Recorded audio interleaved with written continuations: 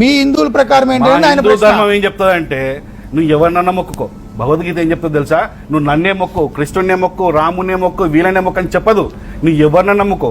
నువ్వు స్వర్గానికి నరకానికి పోయేవాళ్ళంటే నువ్వు చేసే కర్మ సిద్ధాంతం, నువ్వు చేసే కర్మ పనుల వల్లనే నువ్వు పోతావు తప్పించి నన్ను మొక్కితే నువ్వు పోతావు లేకపోతే పోవు అని చెప్పదు మా హిందూ ధర్మం. ఇది క్రిస్టియానిటీకి హిందూ ధర్మానికి ఉన్న తేడా. బైబిల్ అంటే ఆ బాప్తిస్మం పొందని వాళ్ళు, మారు మనసు పొందని వాళ్ళు స్వర్గంలోకి వెళ్ళటానికి బైబిల్ చెప్పినట్టు ఆయన చెప్తున్నారు. అది ఆయన బైబిల్లో చెప్పడం కాదు, అన్ని మతాలు చెప్పినాయి ఇట్లాంటివి. అది ఆయన బైబిల్లో చెప్పడం కాదు, అన్ని మతాలు చెప్పినాయి ఇట్లాంటివి. ప్రతి మతము కూడా తన అనుచరులకి, తనను అనుసరించే వాళ్ళకి ఒక రకమైనటువంటి సంస్కృతిని ఏర్పాటు చేయడానికి కొన్ని రూల్స్ పెట్టినాయి. అది హిందూ మతము పెట్టింది, ఇస్లాం మతము పెట్టింది, వీళ్ళు పెట్టి క్రిస్టియన్ మతము పెట్టింది. ఉండండి సార్, చెప్పండి. వేదము భగవద్గీత ఈ రెండు చెప్పలేదు సార్. హిందూ ధర్మం ఎక్కడ కూడా కలపెట్టట్టు ఒక ఆధారం చూపించండి సార్. ఇప్పుడు హిందూ ధర్మాన్ని కూడా చెప్పాయని చెప్తున్నారు, గ్రంథాలు చెప్పాను కదా, ఏ గ్రంథం చెప్పింది, ఎక్కడ చెప్పింది, ఒక రిఫరెన్స్ చూపించండి సార్.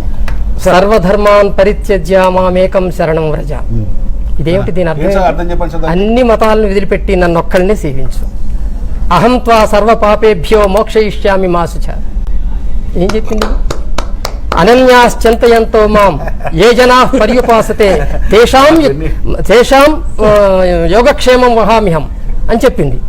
ఎవరిని అంటే ఇతరులను ఆరాధించకుండా నన్నొక్కడిని ఆరాధించిన వాళ్ళ యొక్క యోగక్షేమాలనే నేను చూస్తాను. భగవద్గీత పక్కా ఉంది. మీరు భగవద్గీతలో ప్రముఖమైన శ్లోకం ఇది.